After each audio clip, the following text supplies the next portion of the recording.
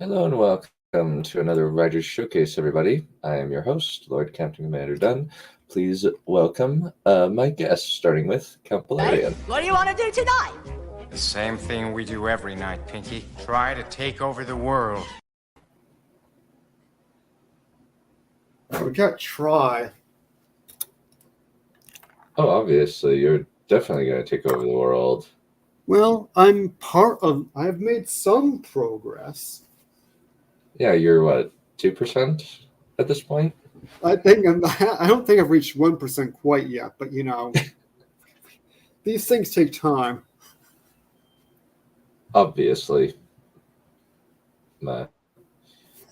I'm pleased with your progress, and I look forward to eventually watching as you dominate the world. Oh, thank you.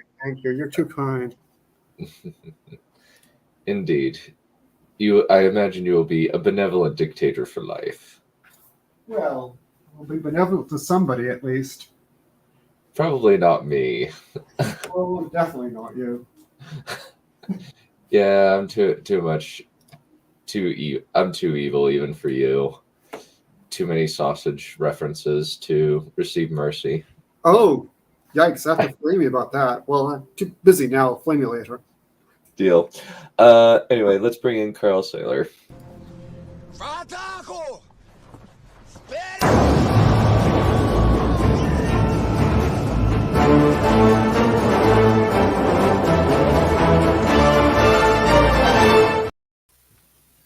Did someone say take over the world? Indeed. I suppose that you'll be aiding Valerian. Здравствуйте. I'll need to take a look at your economic policy, but I can give that a definite maybe. Oh, well, my economic policy is that everything belongs to me. It's very simple. Like I said, a definite maybe. Simple and elegant.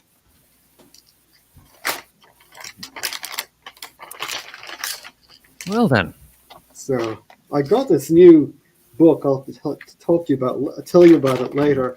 About superheroes that didn't catch on,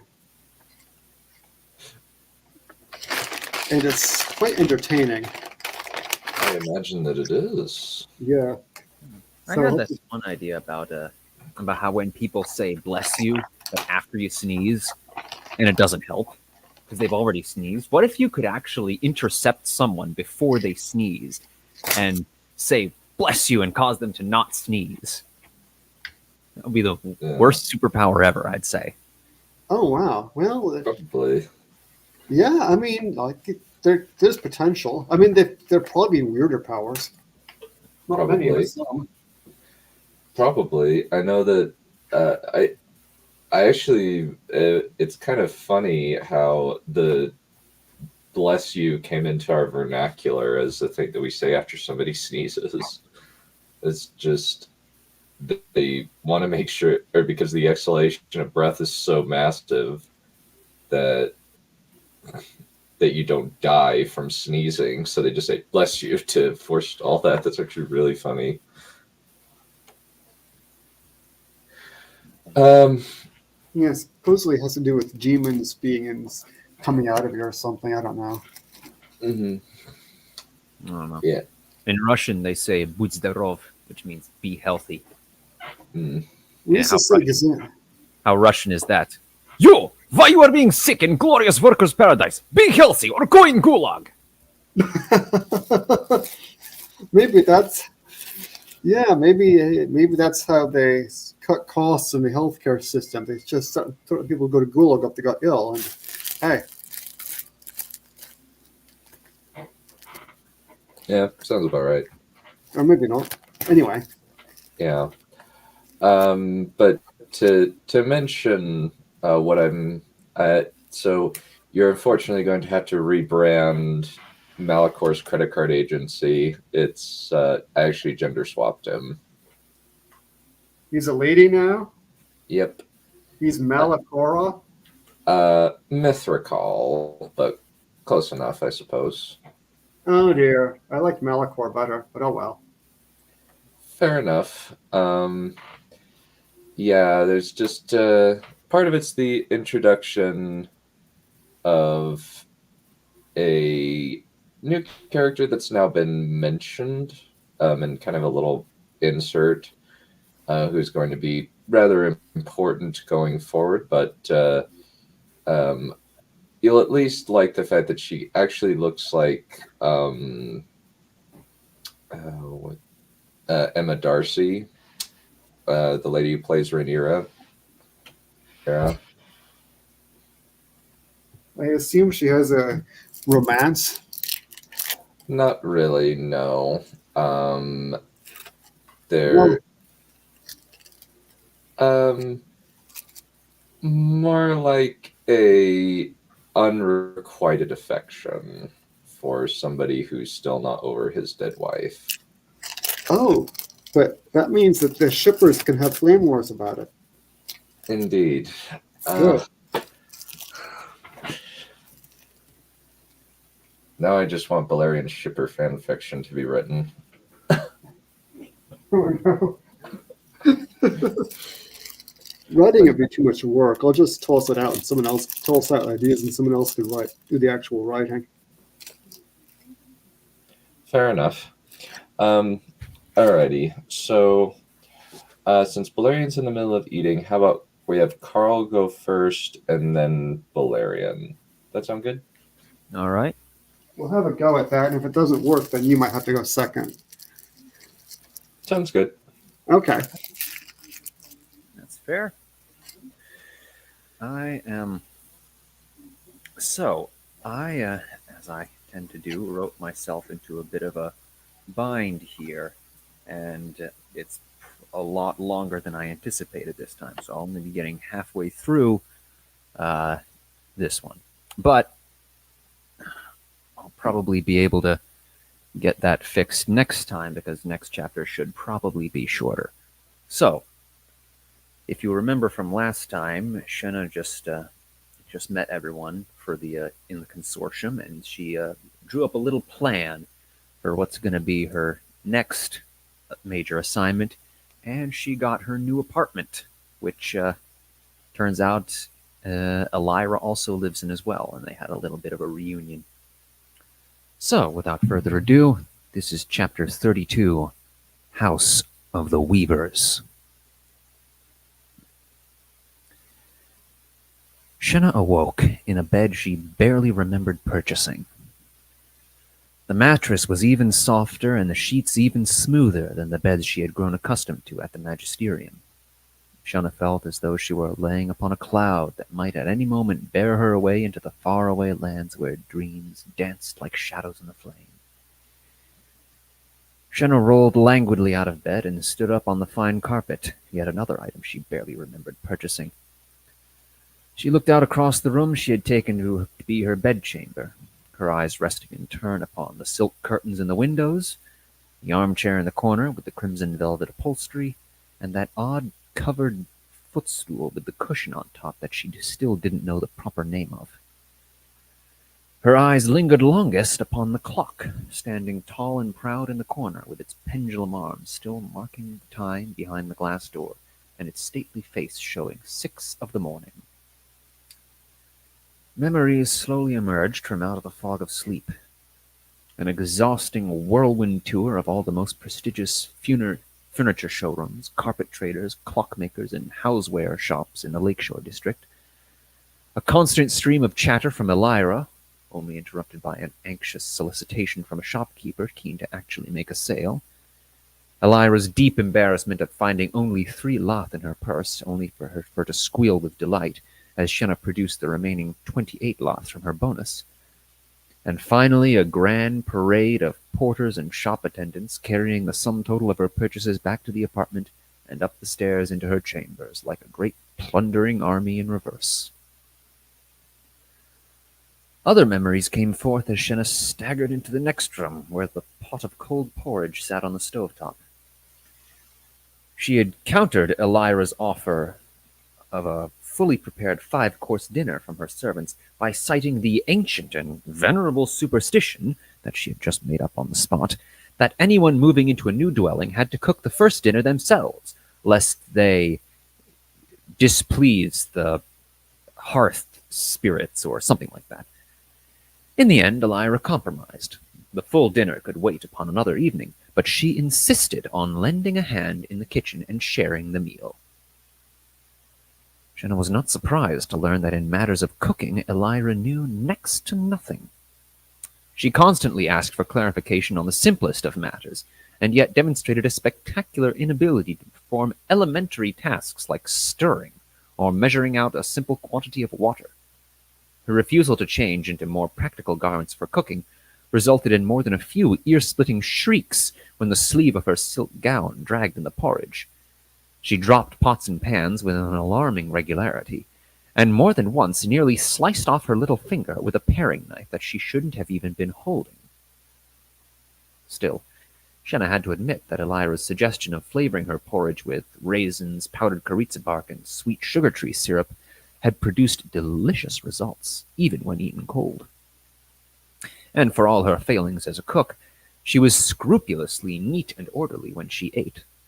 Nor did she lament the humbleness of the meal, as Shenna had feared she might, but instead remarked that Shenna's kitchen back in Riverwatch must surely have been the most celebrated in the district. In conversation, Elira revealed that she too had left the magisterium, though on much more cordial terms than Shenna had. "I suppose the family decided that I had received education enough for a noble maiden," she said, without any grief at all in her voice. "No matter. On to bigger and better things, I suppose." She was very keen to learn all about Shenna's new position in the Angara Consortium, though she didn't quite seem to understand the point of undead construct labor. "After all, isn't that what servants are for?" she said. "Ah, but I suppose you know well enough what you're about. After all, it was you they hired, and not me."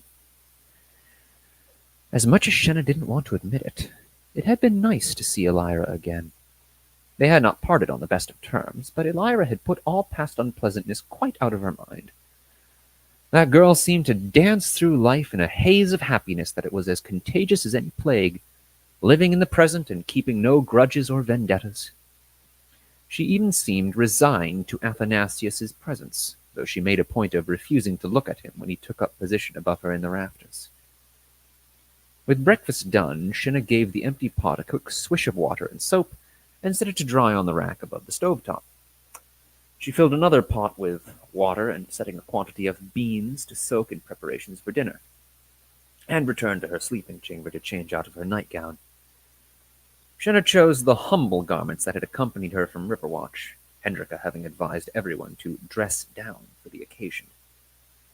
Finally, just before 6:30, a stray glance out of a window alerted Shenna to Sebastian's approach down in the canal below. The grotto attendant was guiding Sebastian's pleasure barge into dock when the elevation chamber delivered Shenna to the grotto. Hendrika and Yerval were with him, and they readily scooted aside to make room for Shenna as she mounted up. Both of them had also downgraded their clothes. Hendrika, now wearing a skirt and blouse of soft muted brown with a ragged linen overcoat tossed over it, and Yerval sporting a number of conspicuous patches on his vest and trousers that had not been there 2 nights earlier. "I sewed them myself last night," the blond young man said with a sunny grin. "Not a bad disguise, don't you think?" "You have a keen hand with a needle," Shenna remarked. "Far too keen, in fact. I hope nobody looks too closely at your stitching, or they'll suspect you had it done professionally." "Well, we can't all be genuine country girls like yourself," Hendrika said, as the pleasure barge slipped back out of the grotto and into the canal. The waters were still fairly empty this early in the day, and Sebastian made a leisurely pace. The pleasure barge passed the identical luxury developments of Clearwater, the grand facades of Gold River, and the broad canal that divided the Blackstones and the Redstones with little trouble. Shenna recognized many major landmarks along the way, such as Master Angara's main office, the Central Bank of Accra, and the attractions from her tour of the Redstones with Talene and Padrig. After a time, the journey passed into unfamiliar districts. The buildings slowly shifted from shop-fronts, taverns, and row-houses to warehouses and stockyards. In a similar manner, the pleasure barges and courier boats plying the waters slowly gave way to heavily laden cargo rafts. Shenna found herself staring at one particular barge, not so much a boat as a hastily gathered raft of logs lashed together with ropes, with a small pile of barrels in the center. "Looks like the Black River's finally thawed out," Irval said, noticing Shenna's fascination with the strange log raft. "The first of the floaters are coming in." "What are they carrying?" Shenna asked. "Logs, of course," Irval said. "Logs?" Shenna understood soon enough when they rounded another corner and saw another log barge being disassembled, its constituent logs being hauled out of the water and stacked in a large stockyard. It made sense in a way. Why bother to spend money on a boat when your cargo could already float enough for itself and a few dozen more barrels besides? But then, how did they get back home? "In a flatboat," Irval pointed at another crew piling empty barrels into a different watercraft. Not so much a barge as a large crate with a few quick swabs of pitch between the planks to seal out the water. It rocked violently to and fro as the crew went about loading it. "It doesn't look very stable," Shenna remarked. "It's as stable as it needs to be," Irval said. "It's only headed in one direction anyhow. Once they get back home, they'll take it apart and sell the planks and nails on the local market.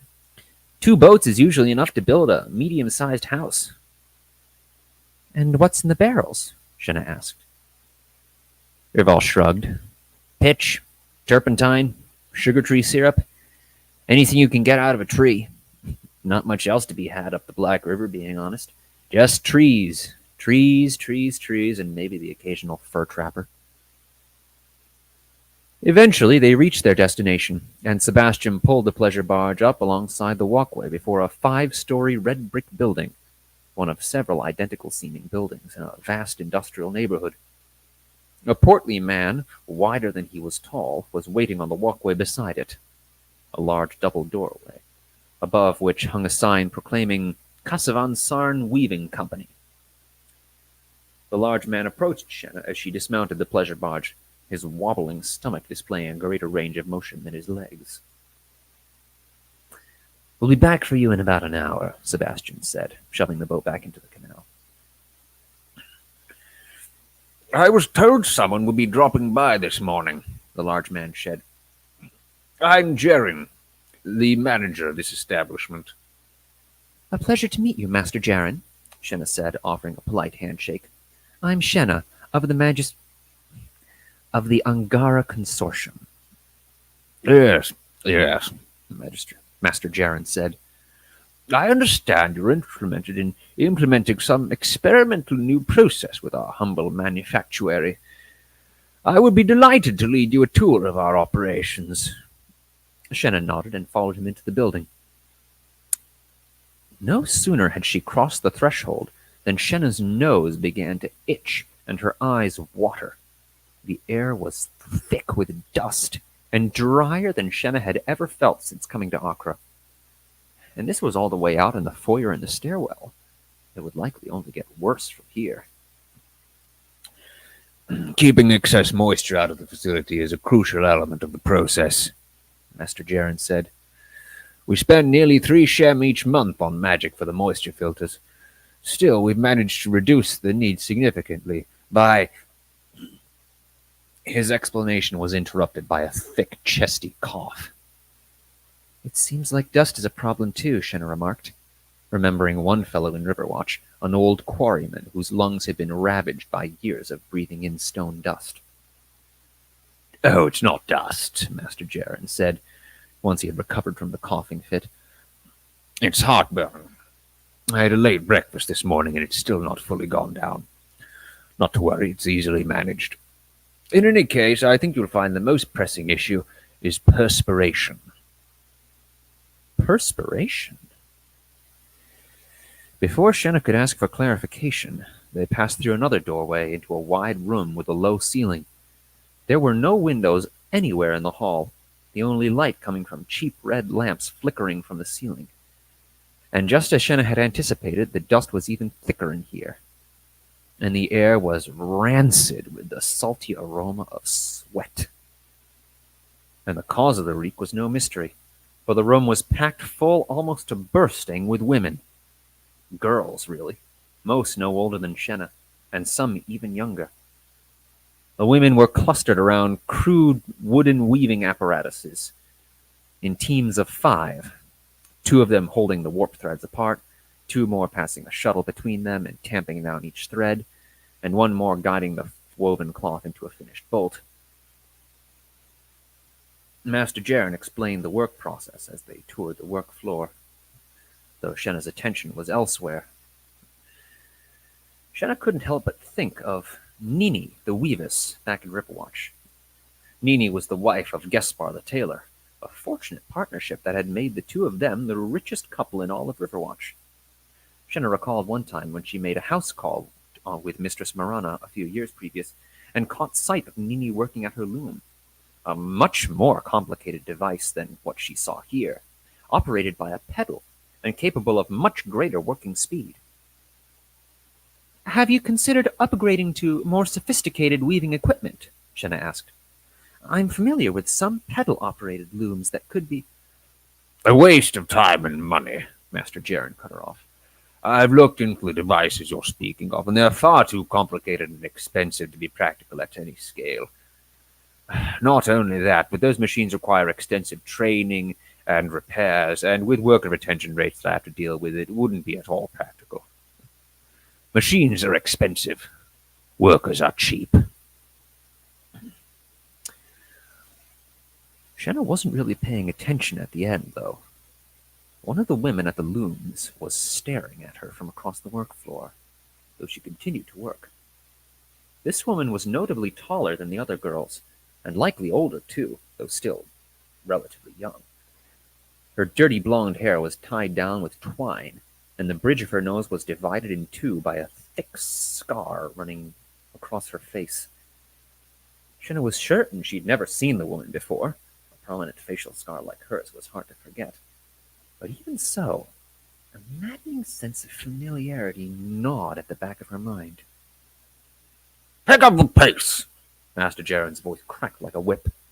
Shenna turned about at the disturbance and saw Master Jaren towering over a nearby working group. "I'm not paying you girls to stand about idling." A flurry of apologies burst forth, followed by a notable uptick in their working rhythm, but it was not enough. "Foreman!" Master Jaren shouted across the hall. 2 chalk out of the next wages for Group 23. 2 chalk, Shenna said softly.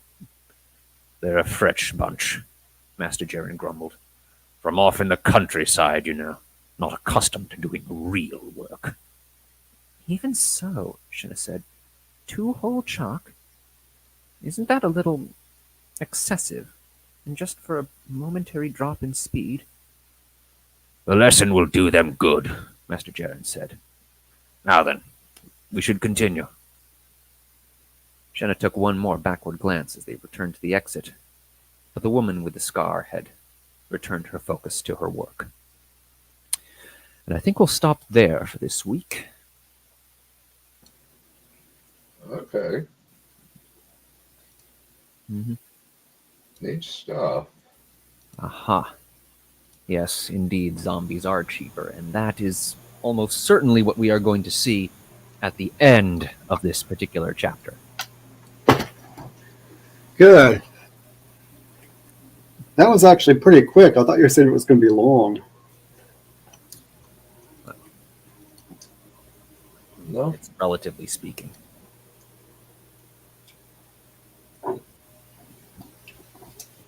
If you want to read a bit more. It's not so much that I don't have that it's too long. It's that I don't really have the ending fully nailed down yet. Okay. Yeah, Elira's going soft, I must say. Clearly. She's growing up. She's getting wiser with age. And Shenna's going really soft. You need discipline in the workplace. Clearly. I would agree with that. Well, it's not so much that the work; it's the conditions. All that dust, no natural light. Those aren't conditions that people should be working. And zombies can help with that. See, they can get people out of those jobs, and I mean, there aren't other jobs available just yet, but it's the principle of the thing. Yeah. So it's basically would be humane to kill them off and turn them into zombie slaves. Probably. Well, people don't like that particularly. Well, they won't mind when it being zombies. No, they won't notice. Yeah.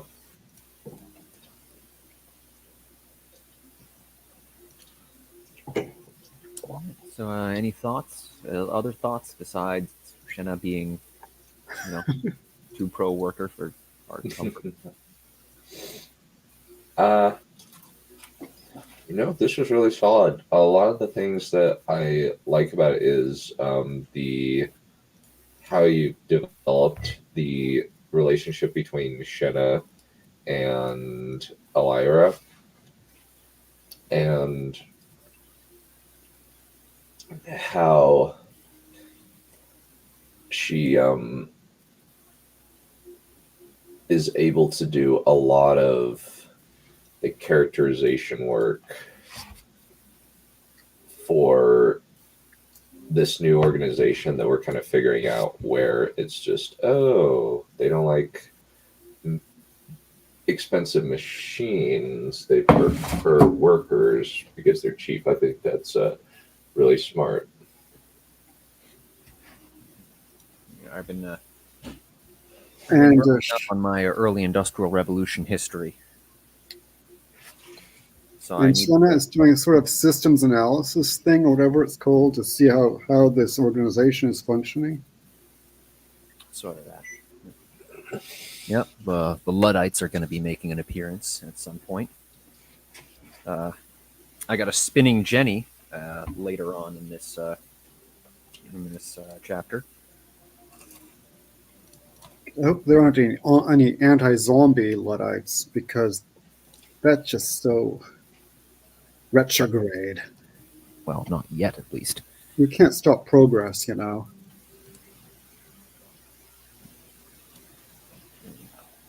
Progress is inevitable as death, so to speak. This is true.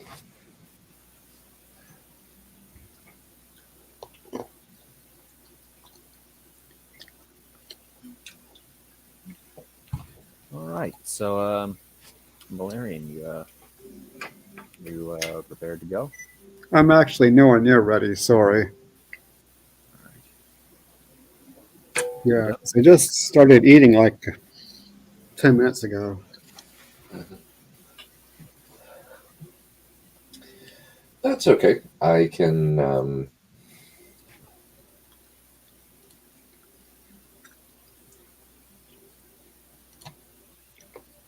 what is it? I can do the reading while Valerian is enjoying his num-nums. Right. All right. All right. Do.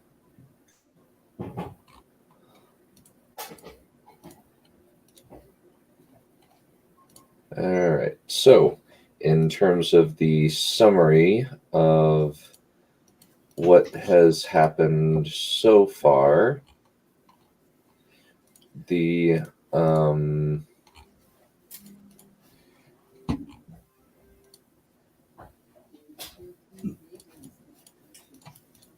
basically what has now happened up to this point is that several magic users and leaders have been assembled by this very, very shady person named Mithrakal. And because of the actions of the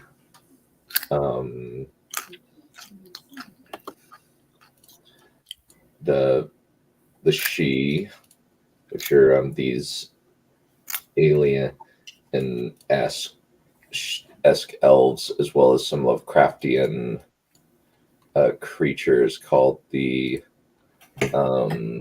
Deep Ones. The island of Olympias has now been destroyed, and the people there have been transformed into strange, monstrous beings that Hang out on Twitter. fair enough, I suppose. Makes sense.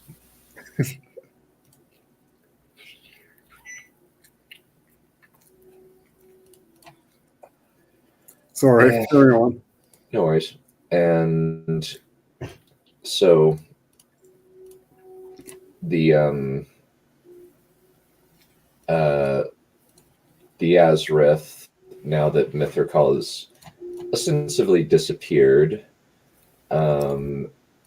intend and to take the war to the enemy, and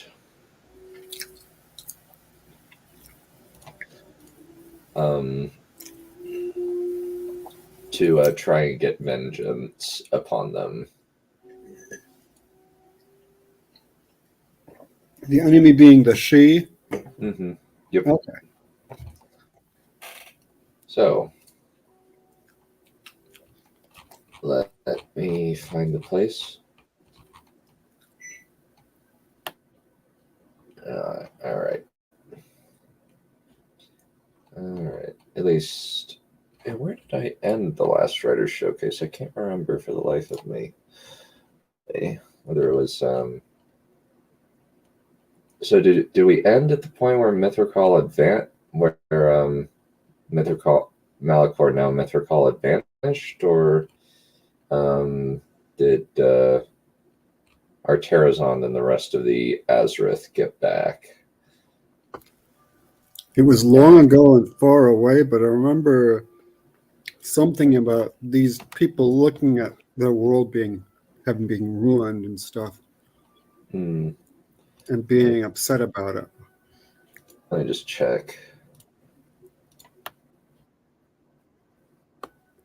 I think it's been over. I think it might have been a month since the last one.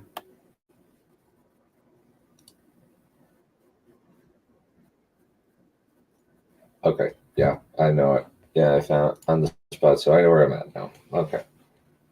So, Chapter 10, The Necromancer. Morgamir couldn't decide who he was more angry at. The she for destroying his home, or his father for what he'd done to their people.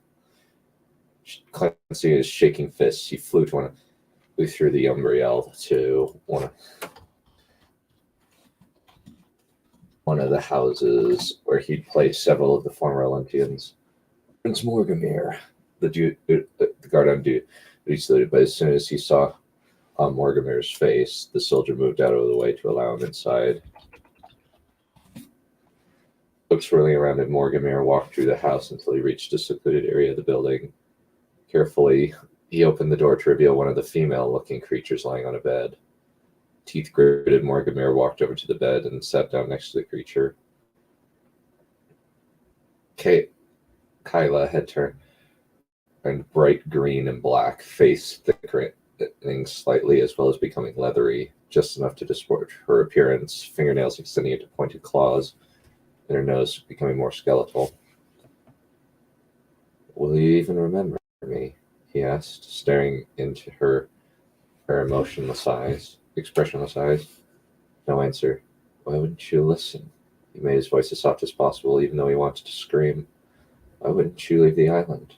Could have gotten you onto the mainland with the first few boats, but you refused. And now?" He realized the tears were falling down his cheeks. "You were lost to me." Shaking, He put his hand to her head and brushed some hair out of her face. Her teeth had even extended to slightly tipped fangs, the yellow canine, and sometimes showing when she took a breath. I love you, Mortimer whispered. I was hoping to marry you, but I do not know if you will even remember me or if you'll even wake up. Forcing his hand open, Mortimer reached into his pocket and pulled out a small letter.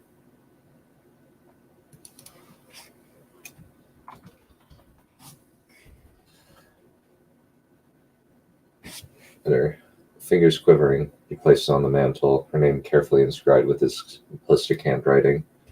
Kyla. Without another word, Mortimer threw himself into the shadow world and flew to the distant ships close to the wreck of Olympias. Sylvan and Magistra, they had no other names during their lifelong service to their people, turned to their attention toward him as soon as he appeared on the deck of the ship in a cloud out of green and black smoke.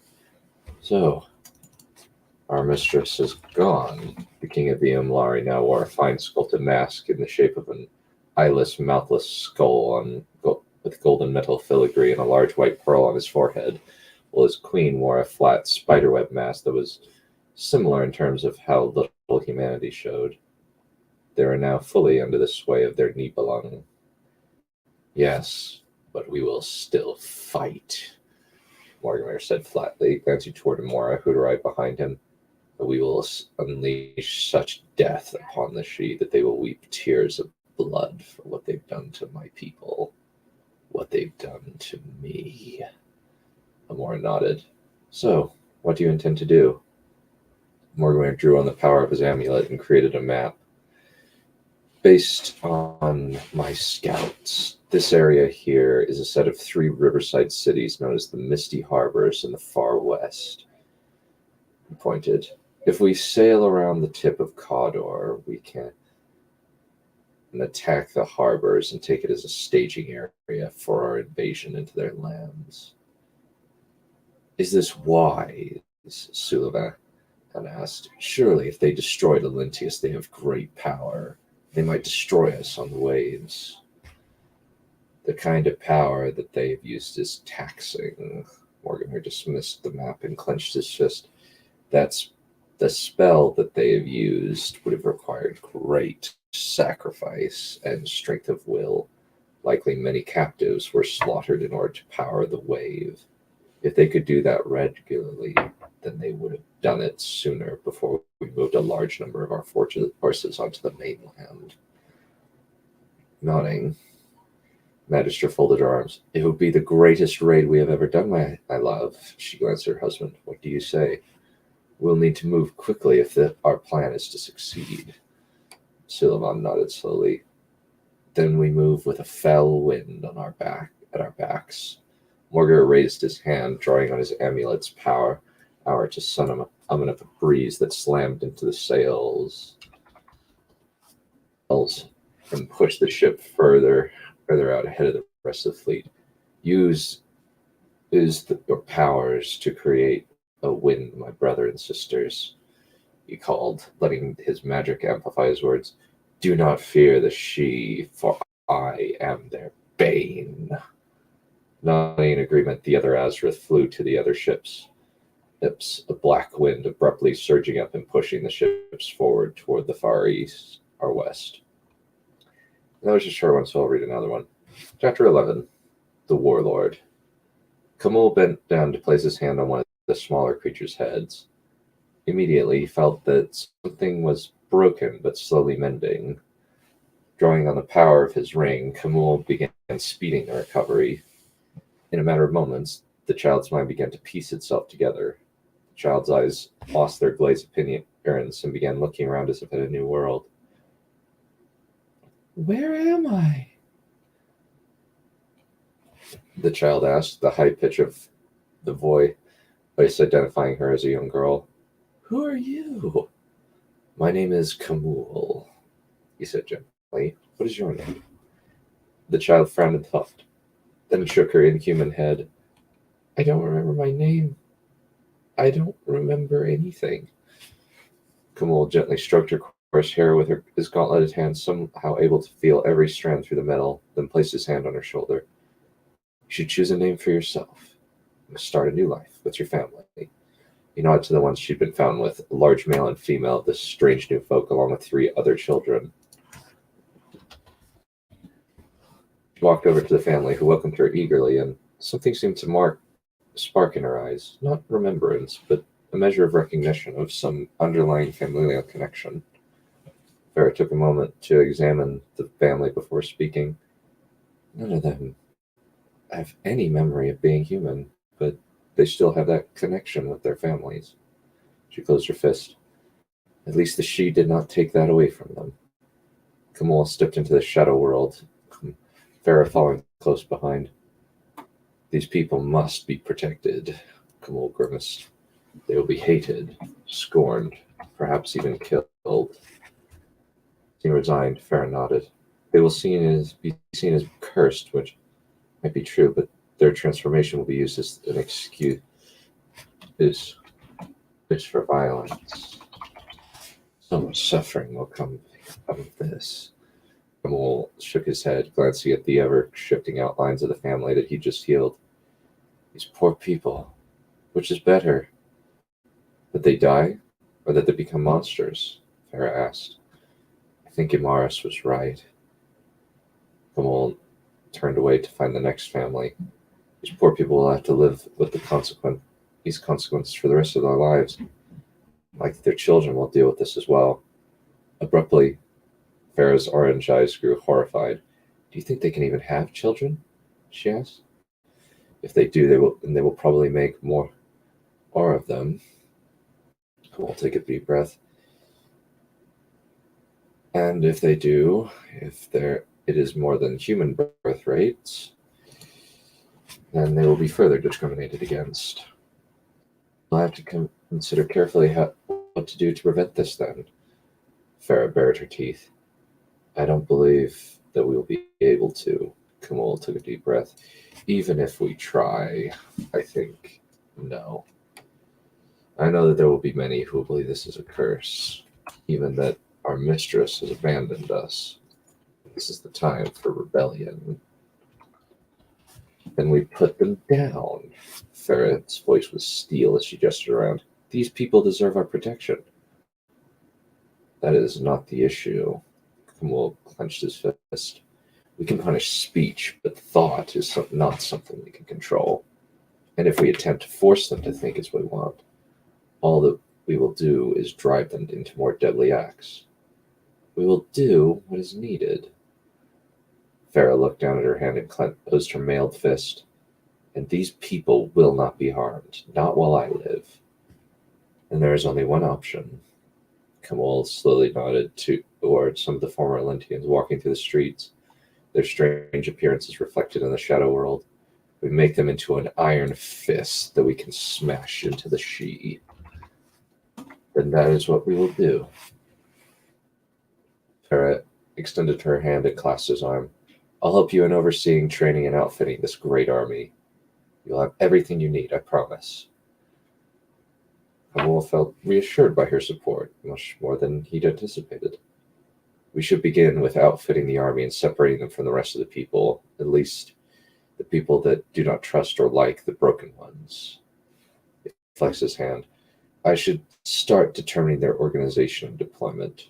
A good idea. And I imagine we should see what they're capable of. Farah nodded. What do you think we should call them? After a few moments of thought, Kamal finally came to a decision. The Fomori, he said, after the souls of those condemned without cause by the gods. I see. Farah seemed to accept that. The Fomori shall be their name. It will take time to gather our strength for the battles to come, but once we have assembled this mighty host, then we will be able to crush the ones who did this to these people. Kamal glanced toward the north. Hopefully Morgan can buy us enough time to build this army. And we will. Farah put her hand on his shoulder. And I think I'll call it good for there.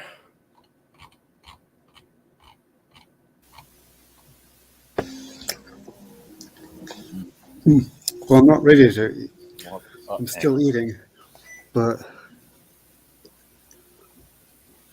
so does she turn those people into monsters, and these are some of the survivors or relatives of the survivors? Uh, kind of. Basically, what happened was the process of evacuation transformed them because of magical radiation. Basically, the She would have destroyed them, but the Azrith managed to save them. But now they've been turned into monsters and have no memory of their humanity. And Because- Kamul and Vera want to protect them. Mhm. A laudable correct. goal. Mhm. Since Well, they're Megan has to fight back, I see. Yeah, they can, and they'll eventually be trained to fight. And for right now, Morgamir and the rest, and the remaining, and 3 of the other Azrith are going north to try and get some measure of revenge, and do some raiding along the enemy lines. Actually, Mithrakol sounds more like a medicine than Vargamir. Kind of does, I actually. think I owe them money on my insurance. Oh, yeah. Does your insurance even cover it? I'll have to ask HR. Sounds good. Fair enough. So I think I'll have to use that instead of well, you could still say Mithrakard. You could still use that pun. Oh, you could definitely do that. And much of the dialogue is the same. It's just that I've changed the appearance wise from looking like the usual artistic descriptions of Melkor, kind of tall, dark hair, pale, to more looking like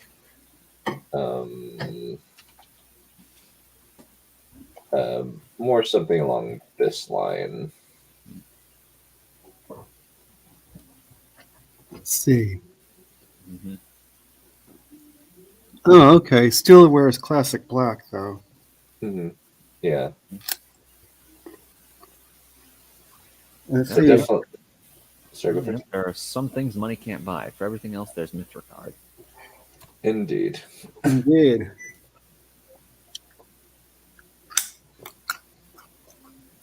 Nine out of 10 Vorgamir.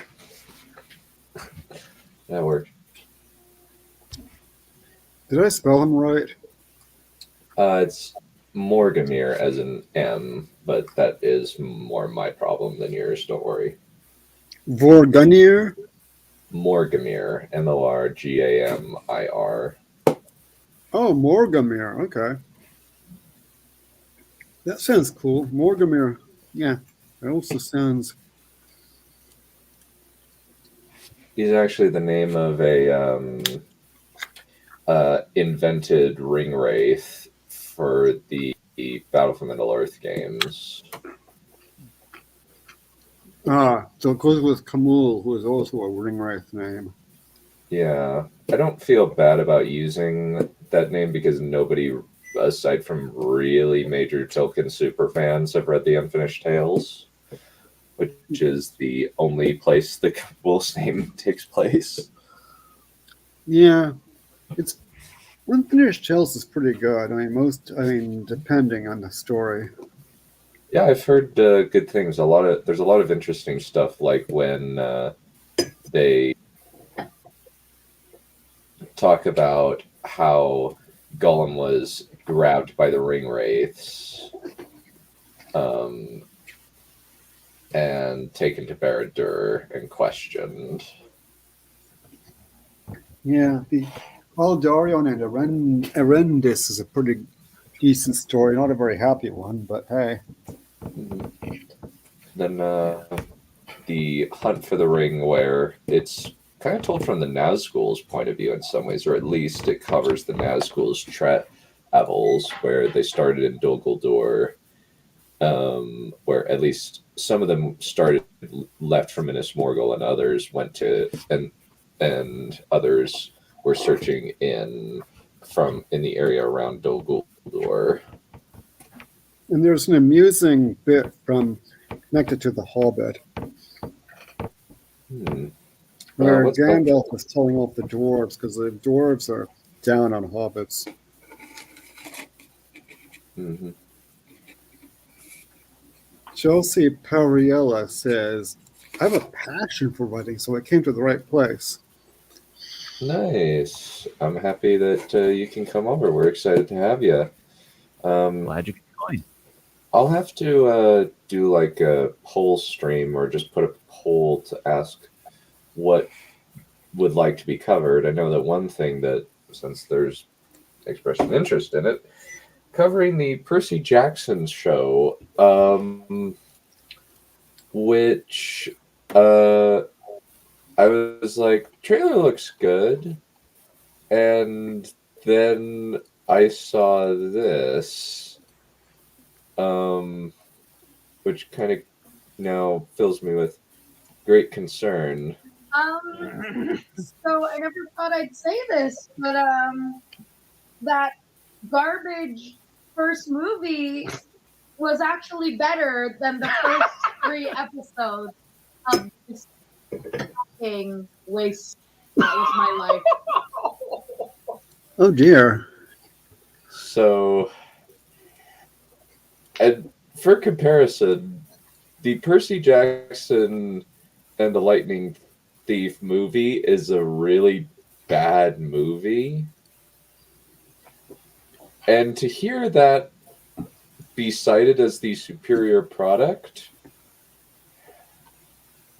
makes me very concerned. Very, very, very concerned.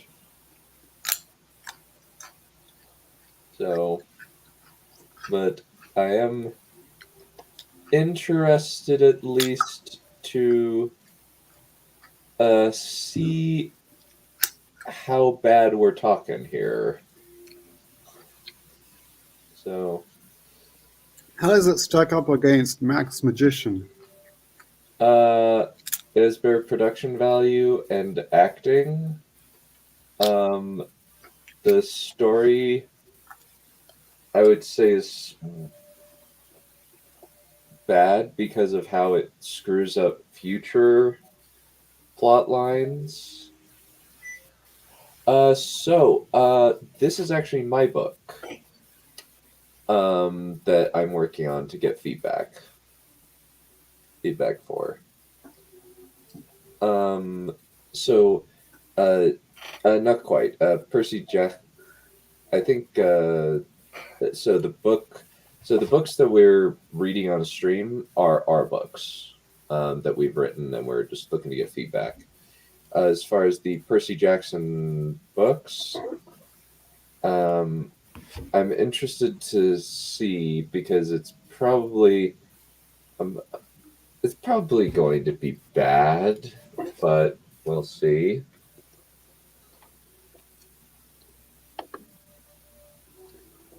There's nothing like Max Magician. No, because it's probably the worst fantasy movie ever made. Like, I can't think of anything worse. Then what? Max Magician? What? No way. You gotta be kidding me. It's brilliant. I will die on this hill. No, you won't. Don't contradict me, young man.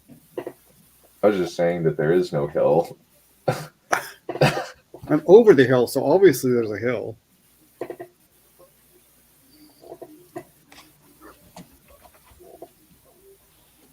I suppose. I'm amused.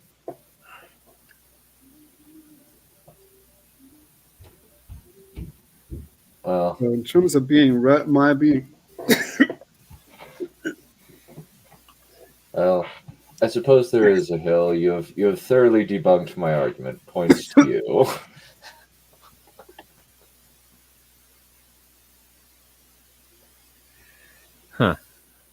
So, You ready there, Valerian, or you need more time for nummy nums? Another 5 or 10 minutes. It doesn't help matters that I just almost choked. So, My apologies. not in the least. yeah. Percy Jackson wrote his own novel series. Percy Jackson wrote his own novel series. Isn't he a fictional character?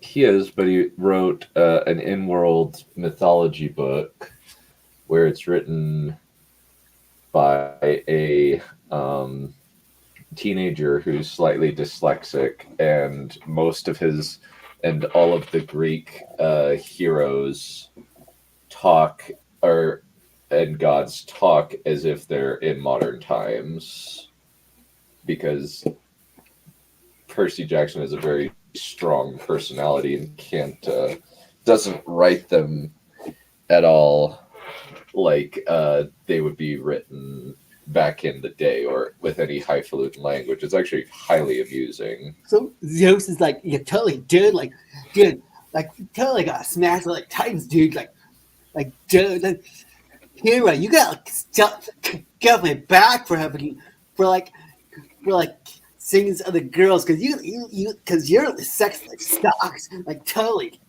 Actually, no. Yeah, you would actually enjoy this book. Oh dear.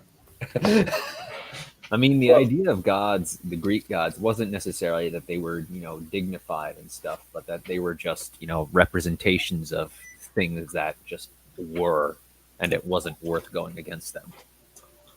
Mm-hmm. And you just kind of had to suck up to them, or they would make your lives miserable for shits and giggles. Hmm. So it does make sense that they would not be nearly as dignified. Yeah. But I don't think they use it, that anybody in Greece used the word flirt. Aphrodite probably did. Probably. I know there was Let's face it, Zeus never got that far. He never had patience for that sort of thing. Yeah, Zeus is very rapey. He didn't go. He went kind of past the flirty bit. He skipped that bit. Yeah, Apollo Yeah. is a flirt.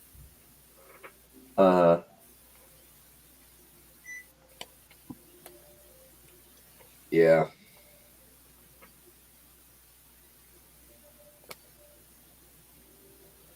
Yeah, I remember. Yeah, one thing that I remember was kind of the discussion of the Minotaur, and like Poseidon said as to Aphrodite, you know what? Let's do this, and she's like, "That is so wrong." Ew, ew. Ew, that is like so raw. Yeah. Maybe I'll send that to you one of these days. I think you might get a kick out of it. Persephone is such a slut.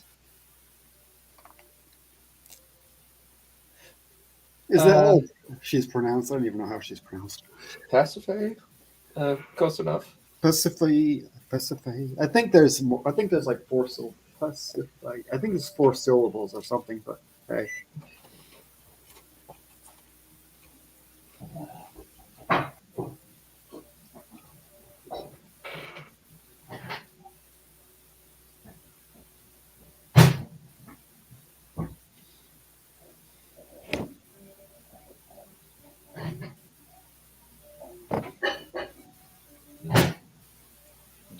Any other feedback or questions or comments you would like to make while we're waiting on Valerian? Are these people sort of aligned with the mythical? They're definitely aligned with the Azrith. I forget what the Azareth is. So Kamul and Farah are Azrith. They're basically um, Mithrical's immortal lieutenants.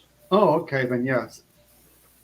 So they are basically going to be the seed for Mithrical's army of conquest as going forward.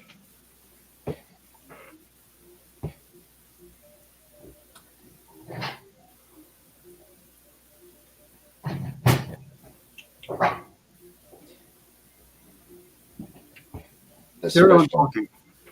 Sorry, go ahead. I said carry on talking. Um, Read any books lately? Any good books? I have been going through Best Served Cold by Joe Abercrombie, which is a really good Count of Monte Cristo style revenge story in a low fantasy universe.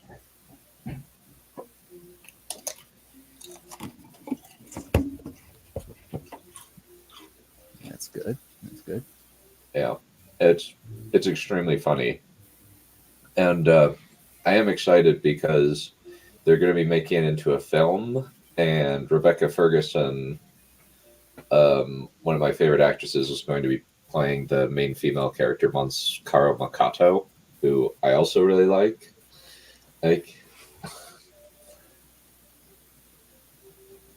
So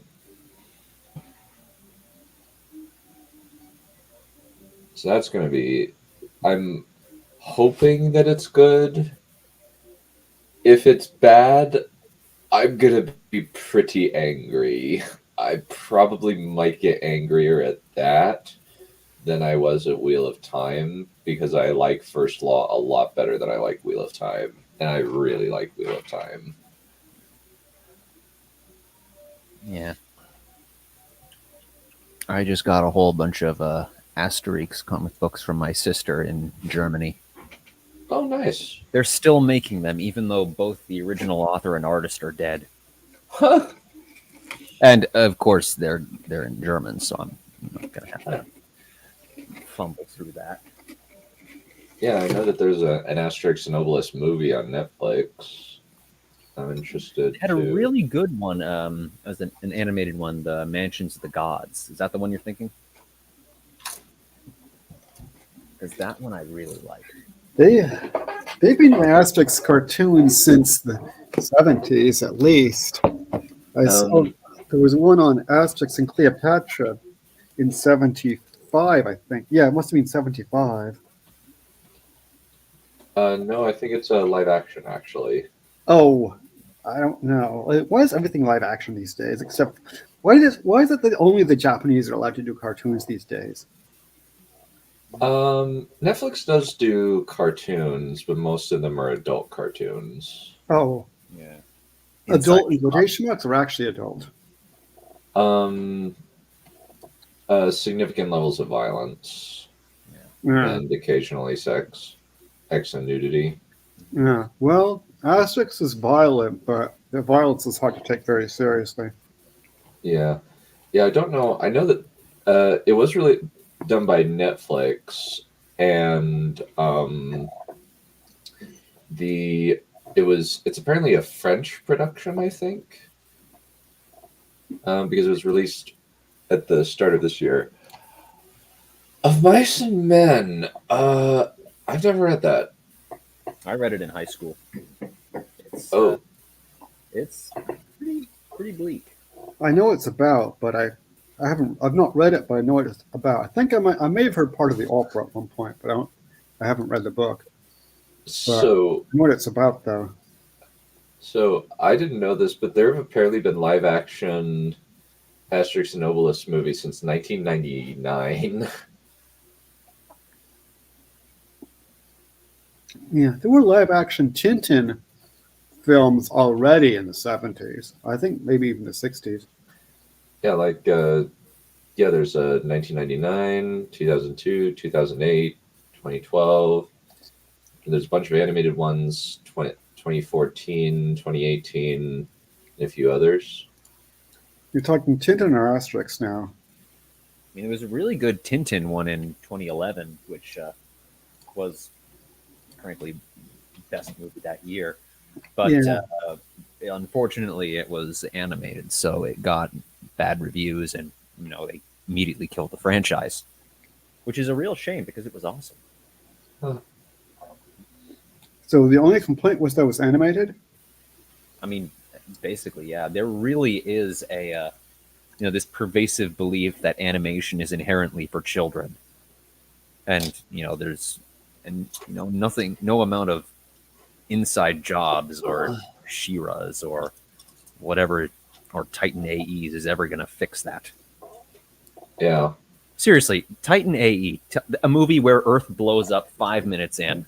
Tell me that is made for children.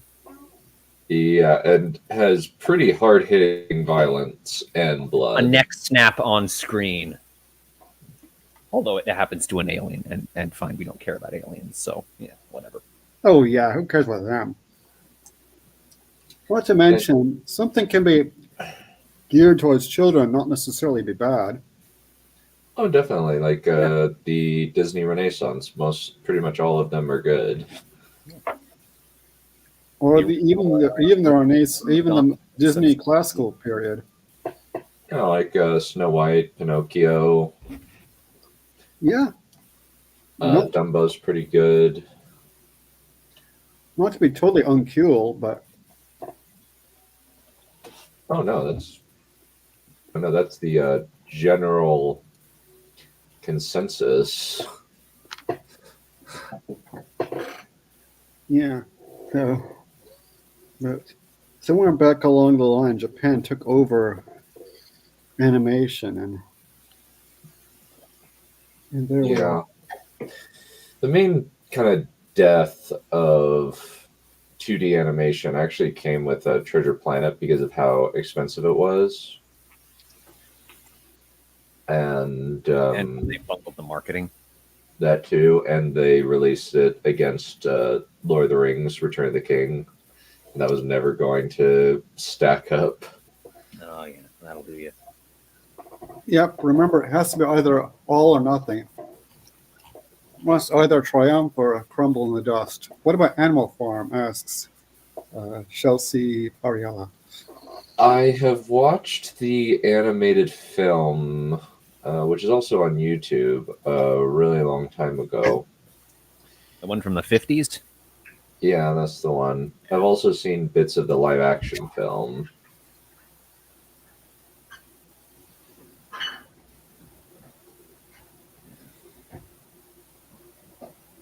Hmm.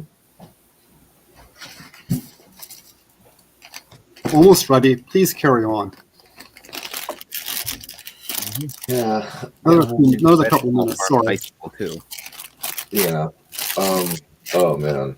Yeah. Treasure Planet. Yeah. Yeah. No, it wasn't Return of the King. It was Two Towers. Like pretty dang close to Two Towers. And then after that, they put out Home on the Range, and that Worst. that was just terrible. That's an awful film. Yeah,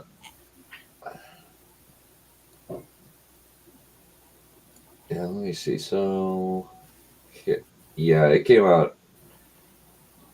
Let's see. So, okay, so Treasure Planet came out December.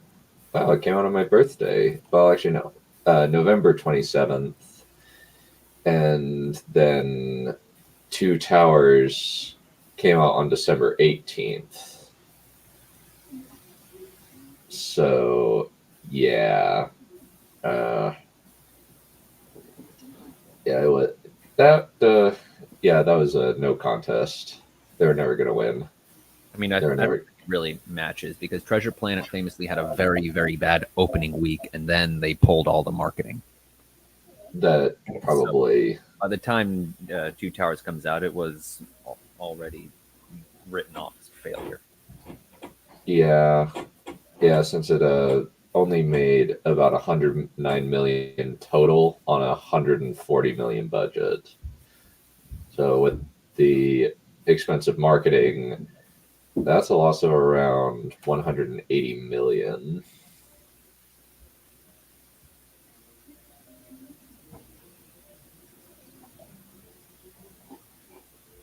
So definitely not a good one.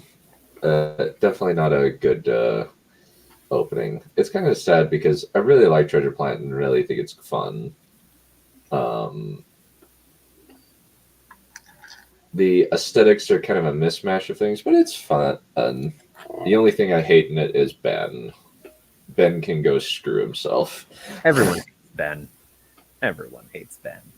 Yeah, it's such a horrible waste of Martin Short because Martin Short can be really funny.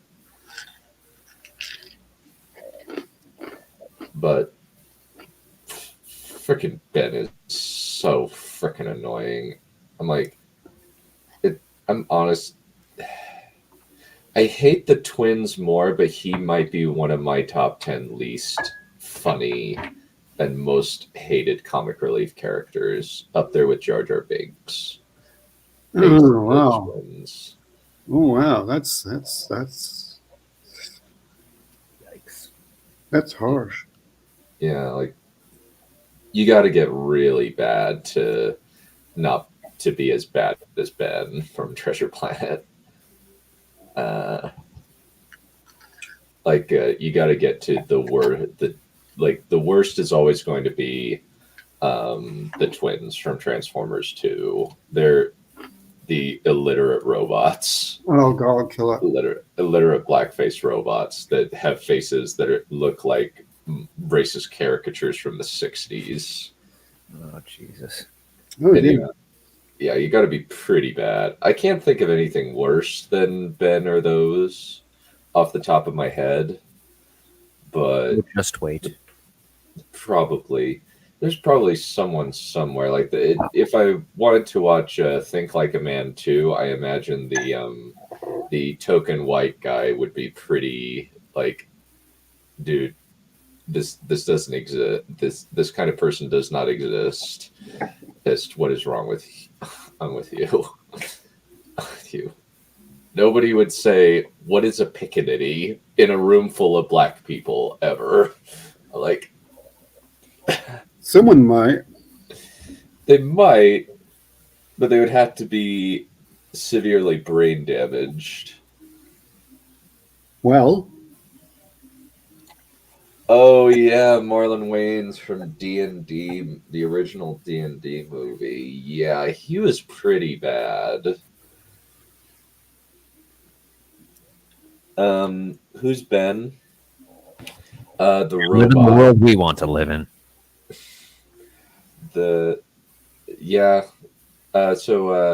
That would be the robot who lost his mind, played by Martin Short, in Treasure Planet. That's what I'm talking about. let me see. I think I'm about ready. And this is from the parody of Shelob's Lair, only at Shelob's nightclub. I don't know if you remember, but that's what I read last time, but that was a month ago. And Shelob, and they had just met Shelob, and Shelob has a sexy exotic accent. And So you predicted Shadow of War before Shadow of War came out? yes, I have bizarre prophetic powers, but you knew that. Indeed, you've predicted many things. For example, I predict that Max Magician will triumph over the universe someday. I look forward to seeing that. Oh yeah, it'll be a riot. So they've met Shelob, and Shelob has invited them to meet and talk to her and Sauron. Pardon me. Gorbush led them through the plush, if creepy, vestibule to the elevators, and they traveled up to the 32nd floor. Unknown to the hobbits was this Dwemer craft, and they were Sora Drad. The omnipresent velvet and gilt spider motif began to get rather oppressive. After letting Frodo into an incredible palatial room fit for a conquering hero or a tobacco lobbyist, with its own aquarium, Gorbush led Sam and Spiegel. Spiegel is the Smeargle, only it's a lady. Into a neighboring room, apologizing profusely for the fact that there were not enough rooms for them to be separated at the moment. Gullible, also Gollum, barely containing his jealous rage, went to sleep in his usual spot, not far from the ladies' changing room. The orc made some polite apologies to Sam and Spiegel for having to leave them, and, after gallantly handing Spiegel a book of his own poems, autographed with 7 or 8 improvised poems in her honor, some of them rather explicit, he left. Spiegel quickly hid the book of poems in her bra. She was intent upon exploring the room, which was filled with books like titles like Nymphomaniacs and Their Ways, Towards a Porno Ethics of Existentiality, and Are Ents a Myth? The walls, ceiling, and bedclothes were covered with the usual spider motif. So was the bath towel that Sam sequestered for his own use. On the mantelpiece, there were several Liadro-like figurines of spiders, balrogs, orcs, and other mortar species, dressed in picturesque native garb.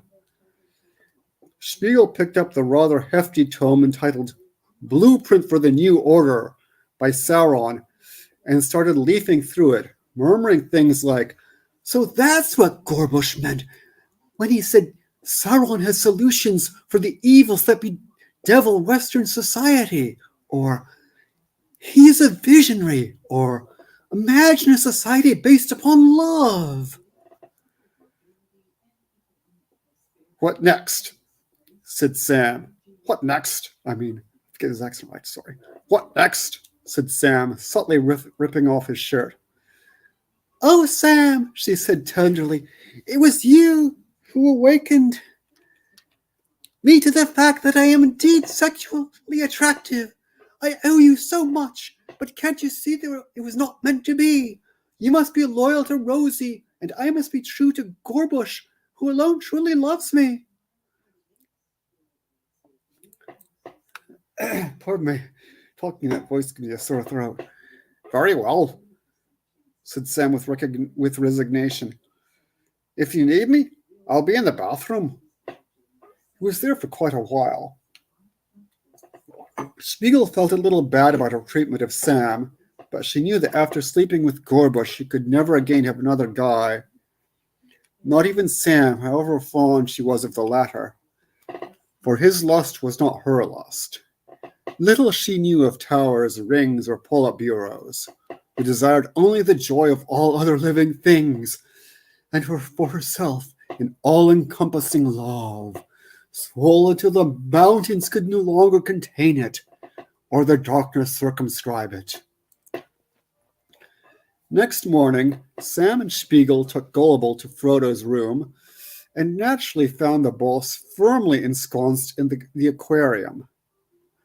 Sam fished Frodo out. While his boss was getting cleaned up and dressed, Sam, under some mysterious inspiration, sang "Se vuol ballare, signor Frodino," in an unknown and sinister language that filled Frodo with dread. When Gorbush came with breakfast, Spiegel leapt into his arms. After they had exchanged a few amorous pleasantries, Gorbush turned to the others and said, "The reason I've come is to inform you that Shelob, and later our beloved leader, Sauron the Great, will be coming shortly to honor you with a visit. You are indeed high in his favor. I can't stay, I'm afraid, but I'll be back later when the coast is clear. Have a nice day."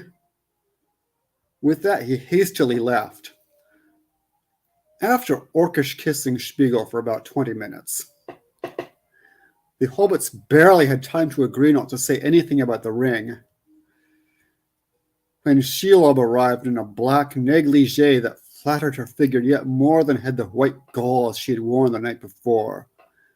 She chatted with the hobbits about this and that, the weather in Ethelduop, the fashions of Minas Goofy, the latest gossip about the Leech King's love life, taking a great interest in their travels. Presently, however, she turned to Spiegel and crooned, "My darling child, do you have any idea who you really are?" "Well, all I know is that I always thought I was fat until the late Boromir and that other guy, my true friends, show me that I am not ugly. It took Gorbush to show me that I am indeed beautiful and worthy of love." She wept tears of pure joy. "You are my descendant," said Shelob,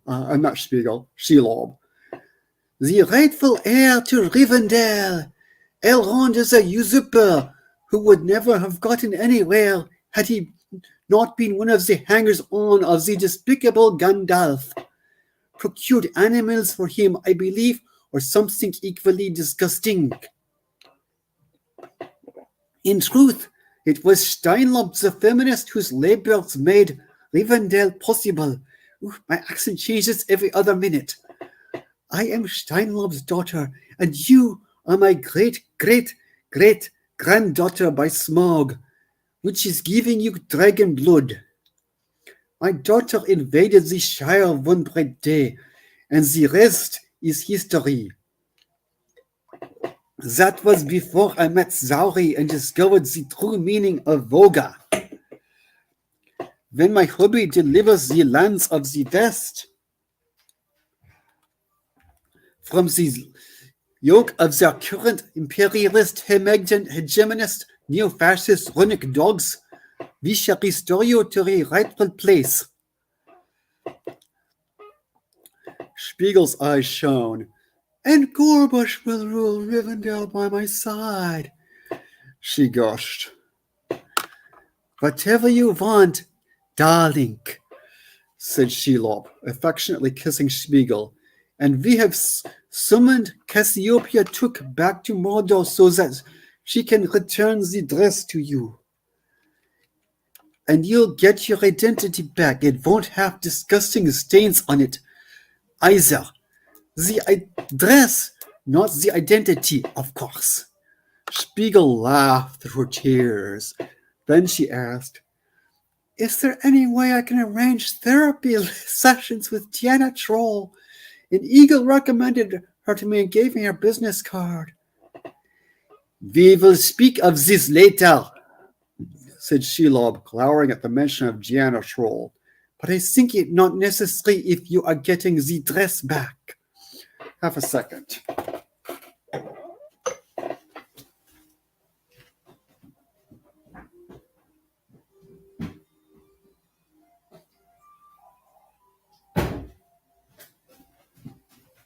Sorry, just grabbing some water. I need it with all the falsetto. Presently there was another knock at the door, quiet but portentous. As Sam opened the door, he beheld a legion of female orcs, fawning all over none other than the dread Sauron in person. Sam easily recognized him from the portraits he had seen, but yet more from the sinister menace of his urbanity, the elegant veneer of malignancy that concealed a fundamental dorkiness. Sauron waved a gloved hand, and the orcs vanished. "So many female admirers," he sighed. "A wise lore master once pointed out that we males are not naturally monogamous. Having used the ring, I'm sure you know what it's like. I am pleased to meet you, he continued in a pleasant yet insidious baritone, recalling the refined accents of Sideshow Bob. We were so worried that these narco-terrorists might have done something nasty to you. The western part of my domain isn't as safe as I would like. Too close to Mordor, TM.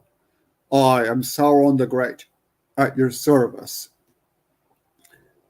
Sam smiled grimly before asking Sauron, "What's it worth to you?" "What do you mean?" inquired Sauron. "Dinna be sae Foucauldian. I ken ye wants the ring. Make us an offer, or we'll do nocht and say nocht." Sauron laughed a sonorous laugh. Spiegel began to find him almost more irresistible than Gorbush. "Oh, the ring," he smiled. "We can talk about that later. Though I wouldn't use it if I were you. It was only really meant for Maiar. And whatever you do, don't drop it into Mount Viagra, or Gandalf and his evil allies will take over the world and enslave everyone and turn them into drugged-out zombies without hope." The hobbits gasped, but Sauron, after giving them a sad smile, continued unperturbed. "I would also avoid using the vial in your place, as it was the creation of the evil Fëanor, and works his will. But at the moment, I have to give you important news, for none of you is the insignificant halfling that he or she appears to be. Except for you, Gullible or Gullible, or however you're spelling your nom de guerre these days. I fear you are but another interesting narrative irrelevancy." "We not interesting irrelevancy," protested Gullible.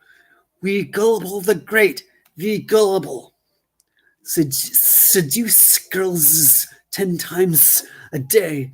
Don Giovanni, who bedded 640 women in Bree, 231 in Gundabad, 100 in Rivendell, 91 in Trollshas. But in the Shire, we've done 1,003. "Relax," said Sauron. "We'll give you a free Mordor credit card as a compensation for not being anyone's descendant. Meanwhile, maybe we'll even put you in charge of the Shire or something." Gullible seemed pleased with this notion, for he began to mutter, "We shall see, my precious. With credit card, we'll pay her back. We'll pay everyone back." "Indeed," said Sauron, smiling a mysterious, ambiguous smile that could have meant anything from civil acknowledgement of Gullible's somewhat deranged response to a cynical, even sadistic amusement. "Let us be at ease," he continued. "Fermented bat's blood?" He held up a bottle of some nasty black liquid. The hobbits all agreed with alacrity, and Sauron poured drinks all around, starting with Spiegel, to whom he handed a glassful in an elegant mithril demitasse adorned with Balrog wings. "The vintage is excellent. It's been aging ever since the forging of the ring." "You said you had news," observed Sam. "I do," said Sauron solemnly. "Frodo, I am your father. You are my son and heir. The Nunanshire estate is but the beginning. If you are found worthy, you shall reign over vast kingdoms." There was a subtle hint of doubt in the "if." I owe you a few birthday presents. He smiled through his tears as the violins played some mushy tune or other. Frodo gasped in amaze, while Sam chortled sarcastically behind his hand. But I thought Bilbo was my father, stammered Frodo. He was. But I am your great, great, great, great, great, great, great, great, great, great, great, great, great grandfather. A couple of millennia ago, I had a fling with a winsome hobbit lass on the banks of the Anduin, before your people moved out of the range of my geographical knowledge. It was a moment of weakness. I was on the rebound from Minnie, and hadn't yet translated my Wogo Wogo with Shelob into something more or less permanent.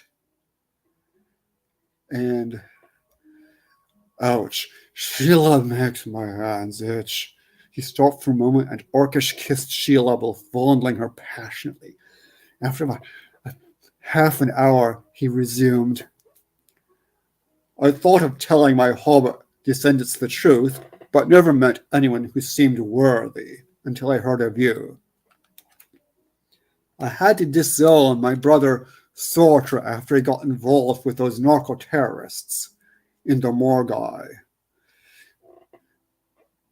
Even with you, it's a bit of a stretch, but if you stay away from drugs, straighten up your sexuality, get indoctrinated out of your aristocratic ideological presuppositions, pass the test of governing the estate in Nirnshire, which we're turning into a collective farm, and develop something remotely resembling moral fiber, who knows?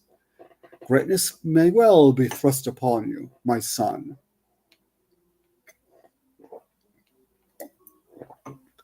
The hobbits maintained a stunned silence, but Sauron continued his exposition. Yes, one reason I wanted you here was to protect you from a murderous plot hatched by the drug cartel, NICE, also called that hideous strength, run by Gandalf, Elrond, Tom Bombadillo, whose sex life with Goldberry may fairly be deduced from his name, the Talking Fox, and the mysterious brute of Bucklebelt, whose identity I have not yet been able to determine, and possibly Galadriel, though my groping got me nowhere with her. Shelob gave a baleful glare.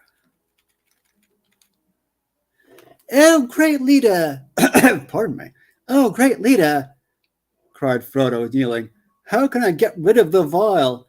Is there no briar patch into which I can toss it? And why did Galadriel ever give it to me? It has inflicted upon me a really embarrassing curse.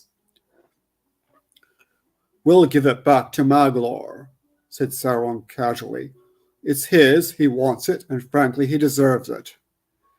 As for Galadriel, if she cheats on her husband, she can also cheat on you. But Elrond, began Frodo. Yes, I know all about that, having a very effective intelligence corps, but since he's not the rightful owner of Rivendell, we'll just continue his little document, null and void. Father, said Frodo joyfully, you are gracious to me beyond my desert. We want chocolate, my precious, interrupted Gullible, his eyes turning purple at the mention of dessert.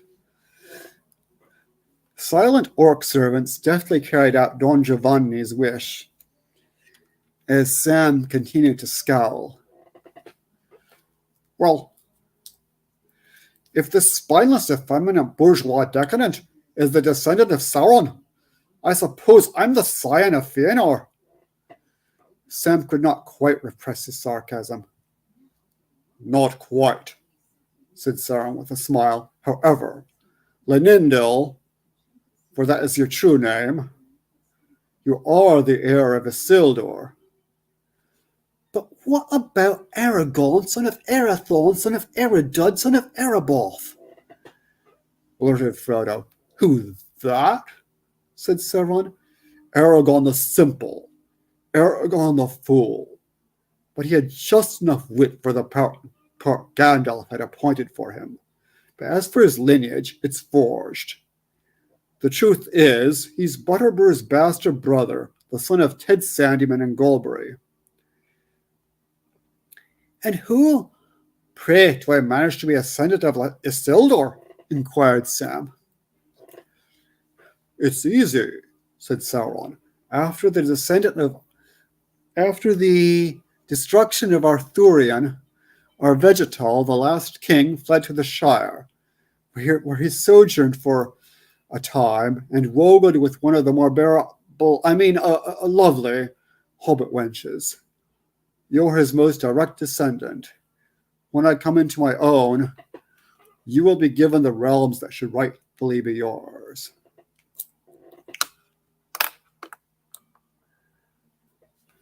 I dinna believe you, said Sam bluntly. Very well, said Shelob. Suit yourself.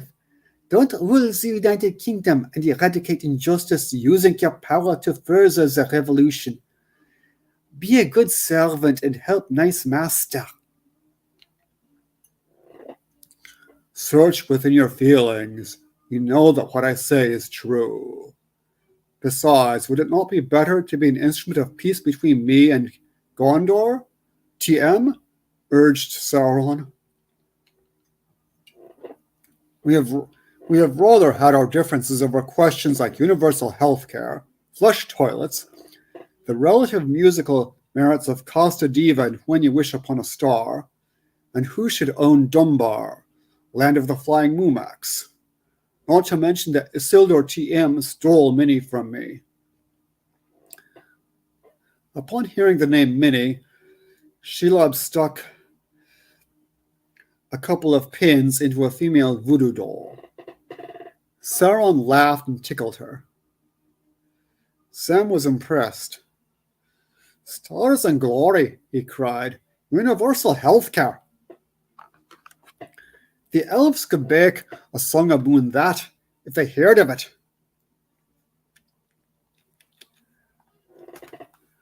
And if they had any decent composers, murmured Sauron sotto voce. In the Shire, continued Sam, you'd be lucky to get a witch doctor.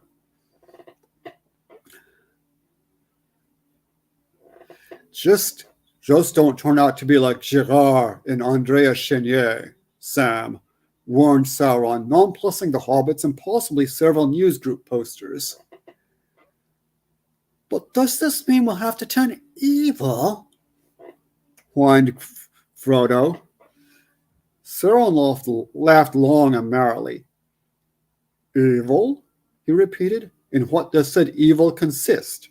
In providing universal health care?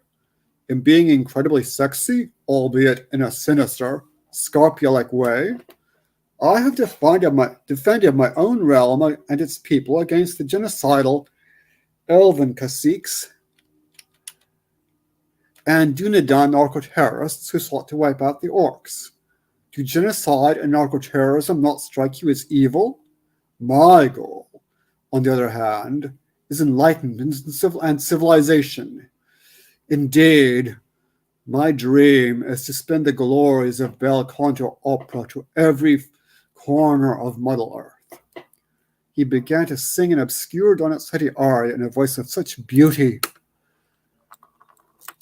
that Schmiegel, along with every female orc in the building, swooned, and Shelob began to kiss him passionately and blah, blah, blah. Rather than being evil, he added, I prefer to think of myself as ambiguous, polyvalent, indeed intertextual.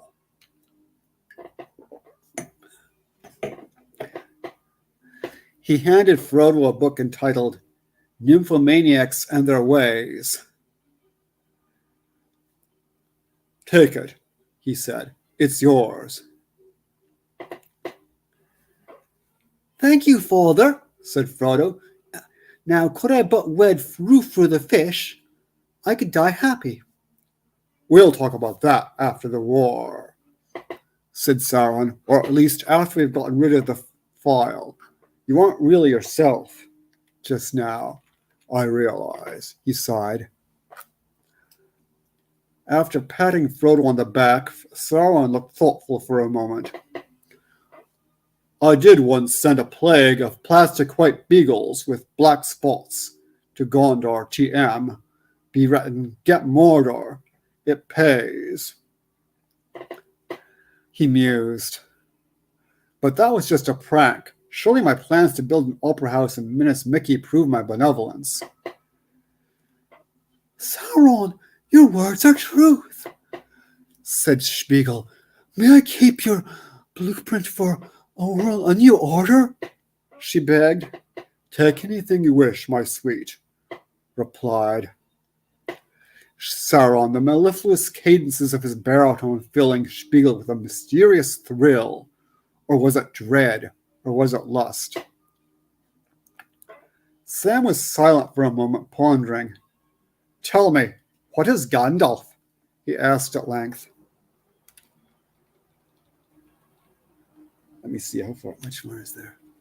Okay.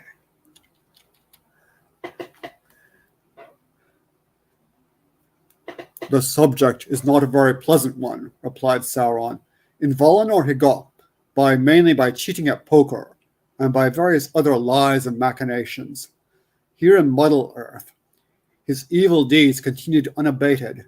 He was in the pay of everyone, even me occasionally. Traitors can be useful.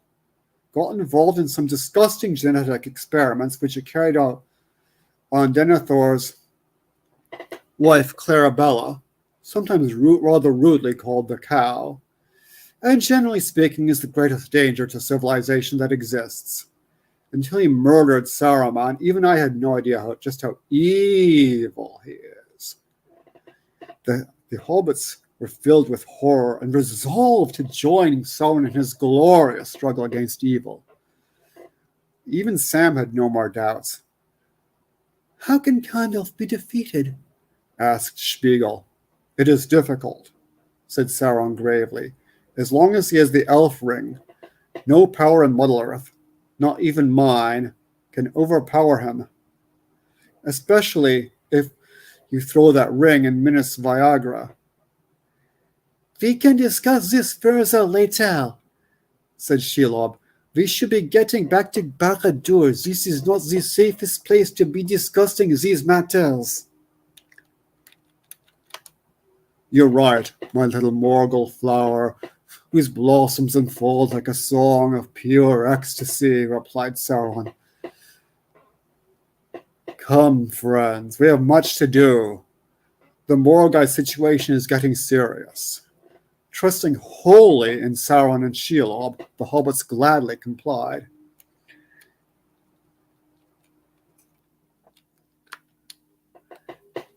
As they went, Sauron sang, Morador, Morador on guard, Morador, Morador. I am a real wise guy, the great Sauron, and rule the fates of Ard. And when we woga saw Shelob turns me on, she really turns me on. The hobbits caught their first glimpse of Mordor. Sam and Frodo gazed upon the land with a horrible fascination, while Spiegel looked upon it with understanding and love. It was a sight utterly unlike the aristocratically anarchic Shire, with its total lack of any concern whatsoever with the public sphere, independent of the private interests of the landed aristocracy and the rentiers that clung leech-like to their shadow. Still less did it resemble the tourist-ridden, sanitized but exploitative and other-denying commercial banality of Gondor TM. But before they could get a clear picture of what it did resemble, the reveries were interrupted by a blast from the past they could have done without.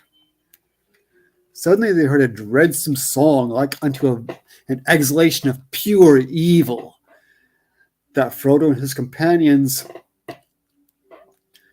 remembered only too well. Tom Bombadil, Tom Bombadildo, you're in my way, so I'll have you killed. Mingled with this music of iniquity, they heard Boromir whistling his battle cry of hi ho, our home is Numenor. These deadly foes attacked the hobbits in the company of evil Narcoterists. On hearing the cry, goons, hired goons, Sam lost consciousness from the force of the onslaught and passed out of all knowledge. And that is that. Sorry, pardon the length. No, you're fine. Well, it's worth it for the madness. Indeed. I just killed my throat, though.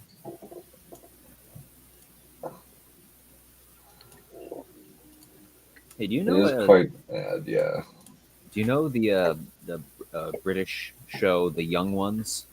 No. No, never heard of it. It's about a bunch of college, university students all living together in a flat in London, and they're all ridiculous stereotypes, and it's really surreal. There's random puppet interludes.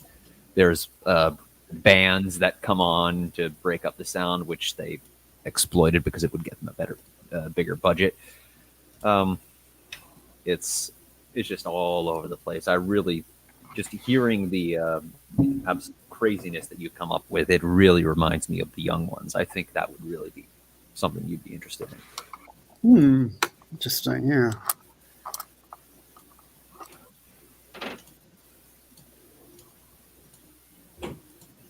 I definitely have to say that the the craziness of Sam is the heir of Gondor. That's so freaking hilarious. Lenindel.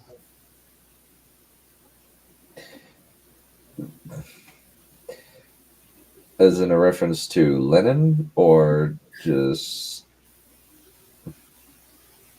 Yep, Lenin plus, Lenin Elvified. That's great. That's just freaking great. I still don't know. I did catch a couple other references to the original Lord of the Rings. Gullible the Great. The Gullible. Seduce women 10 times a day. I caught that. Yeah, I put in a bunch of that. Then there's some more obscure ones because they're operatic references.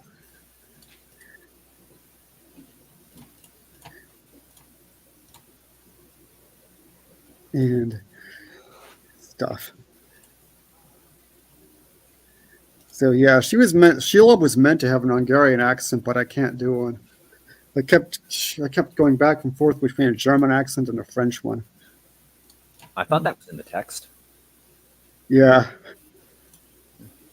I thought that she just says, "Oh no, my accent keeps changing, and now I am talking like this."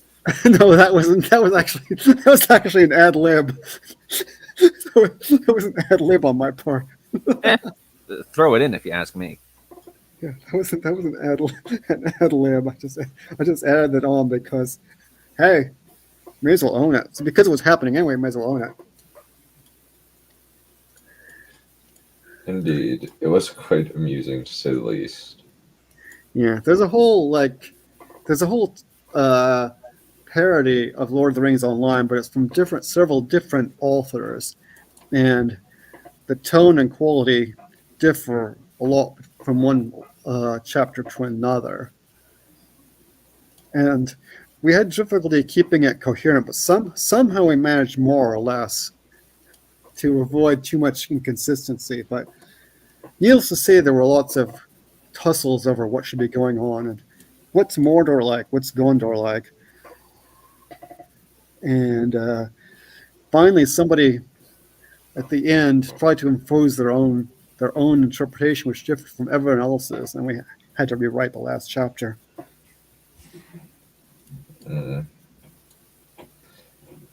Sounds about right. That's usually how collaborative efforts go. It was a riot. It could have gone much worse, to be fair. But yeah, it was a riot. This was long ago back. This is a couple of decades ago.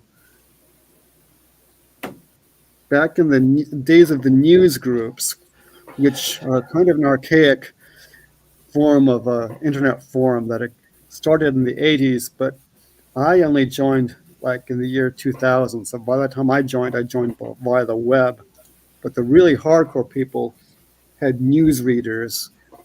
They didn't use the web at all, and they thought webbies were kind of, you know, a little déclassé, a little proletarian. He said, I've been to the year 3000. Not much has changed, but they lived underwater. And your great, great, great granddaughter is doing fine. Doing fine. If you say so. It's Jonas Brothers. I've been to the year 3000. Fair enough. It's quite an amusing song, even if it is kind of just twee and dumb, but it works. Sure, why not? Yeah.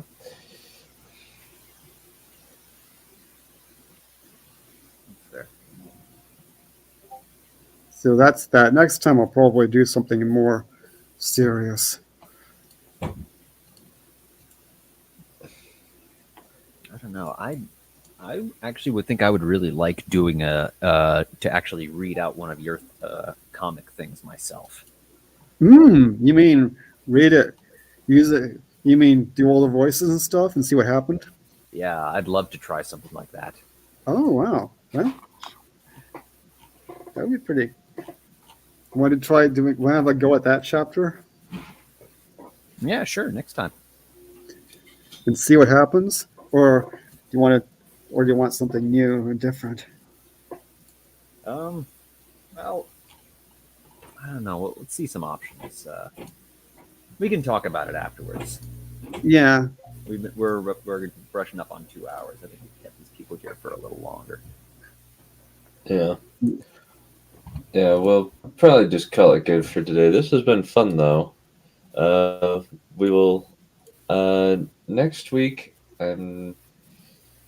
depending on stuff, we could probably going to finish up Redwall Season 2.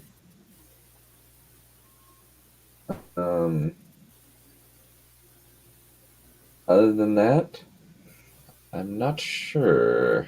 I will. you did just say Redwall or something else? I said Redwall since there's only a few episodes left, so we can just easily binge pretty much all of the remaining. I think it's just three or four episodes still. Bother. There's still season 3, but I would like to spread that out a little bit. Fair enough. We can figure out a time for Oathbringer since my church has moved to 12 to 1. 12 to 2, so that'll make things a little bit easier. Yeah, it's probably Sunday's probably the best. Yeah, since but I do want to make sure that we do it in one stream, since another option is just to do to get that and Rhythm of War finished, and then we could test out a weekly chapter breakdown, like a weekly few chapter breakdown of Stormlight 5 when it comes out this year. As a possibility. Okay, so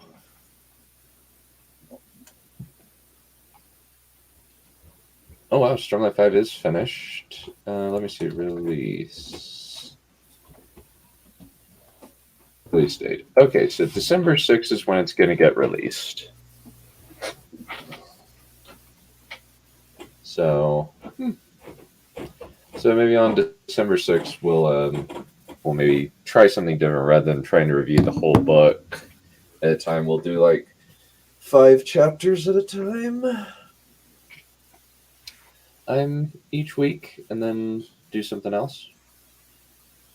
What do you All think, right. Valerian?